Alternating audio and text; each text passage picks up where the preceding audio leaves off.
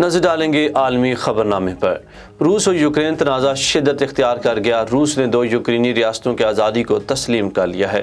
امریکہ، France, Germany اور برطانیہ کا روسی اقدام کی شدید مذمت کرتے ہوئے علیحدہ ہونے والے علاقوں پر پابندی لگانے کا اعلان کر دیا۔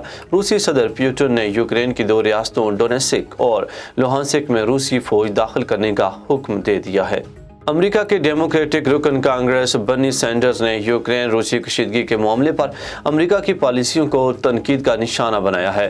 سینٹ میں خطاب کرتے ہوئے سینڈرز نے سوال اٹھایا کہ اگر میکسیکو یا کیوبا میں سے کوئی ملک امریکہ کے دشمن ملک سے اتحاد قائم کر لیتا ہے تو کیا امریکہ میں اس پر آواز اٹھانی نہیں چاہیے؟ امریکہ کی طرح روس کو بھی اپنے پڑوسی ممالک کی سیکیورٹی پالیسیوں میں دلچسپی ہوگی۔ انہوں نے خبردار کیا کہ یوکرین سے سیکیورٹی تعلقات بہتر بنانے کے امریکہ اور یوکرین دونوں ہی کو بھاری قیمت چکانا ہوگی۔ بھارتی ریاست بہار کے سابق وزیر اعلیٰ لالو پرساد یادو کو 5ویں چارہ کرپشن کیس میں 5 سال قید اور جرمانے کی سزا سنا دی گئی ہے۔ بھارتی میڈیا کے مطابق ریاست جھارکھنڈ کے شہر رانچی میں central bureau of investigation CBI کی خصوصی عدالت نے راشٹریہ جنتا دل کے 73 سالہ سربراہ کو چارہ کرپشن کیس میں 5 سال قید کی سزا سنائی۔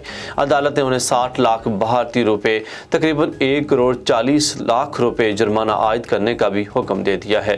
عدالت نے اپنے فیصلے میں لالو پرساد سمیت دیگر 39 افراد کو بھی سزا سنائی ہے۔